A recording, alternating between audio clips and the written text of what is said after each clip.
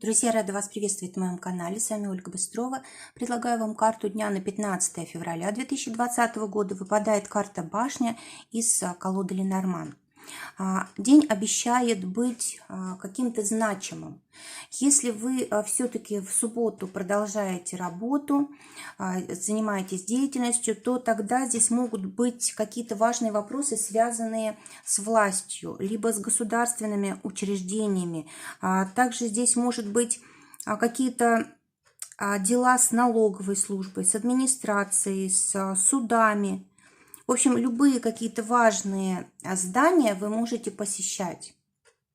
Кроме того, могут решаться вопросы карьеры, может быть, будет решаться вопрос о высшем образовании, для кого это важно. Здесь также вопросы о работе на руководящих должностях. В общем, все, что связано с карьерой, все, что связано с начальством и вышестоящими, все, что связано с какой-то ответственностью большой. Здесь также личный бизнес вот по этой карте проходит. Вот эти вопросы все могут быть подняты. Кстати, здесь и признание заслуг по этой карте может быть. То есть вы действительно можете заслужить повышение, и вы об этом можете узнать в субботу, да. Но вот для тех, кто не занят работой, это может быть какие-то важные планы. Может быть, будет какое-то торжество, когда будут признавать ваши заслуги.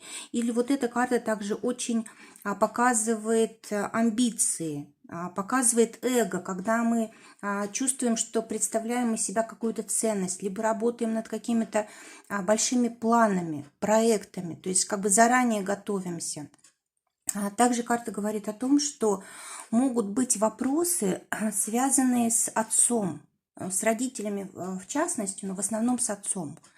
Может быть, вопросы авторитета подниматься, даже если это личные отношения, да, то кто важнее, чье мнение авторитетнее и так далее. Вот такие вопросы тоже могут затрагиваться. Также карта говорит о том, что может быть много вопросов, связанных с мужчинами, отцами. Это вот какие-то строгие могут быть правила, да, или какие-то жесткие ограничения со стороны мужчин. Сегодня могут быть вот день такой, что вопросы контроля, управления, они вот самыми главными становятся. Вопросы большой ответственности, отношения, кстати, к политике, да, вот какие-то политические могут быть вопросы затронуты. То есть вот такого типа день. Также карта говорит о том, что если не касаться каких-то важных таких моментов, серьезных и глобальных, то можно сказать о том, что мы можем сегодня как-то себя превозносить над другими. И это не всегда хорошо может быть. То есть может быть хорошо сохранять достоинство и не давать себя в обиду в каких-то обстоятельствах. Но если это уже слишком, да, вот как-то превосходит ситуацию, то тогда это может обернуться нам же вот во вред. Также могут быть вопросы какого-то ограничения. Может быть, придется этот день там побыть дома, допустим. Либо еще были какие-то планы, какие-то желания, а вы не можете их сегодня реализовать по каким-то важным причинам, которые вас удерживают. Также карта говорит о том, что могут быть какие-то вопросы, связанные с анализом каких-то прошлых ситуаций, и вы чувствуете, что пока не поймете все до конца, пока с этим не разберетесь, не будете чувствовать себя свободными. Вообще вопросы свободы, они будут очень остро вставать сегодня.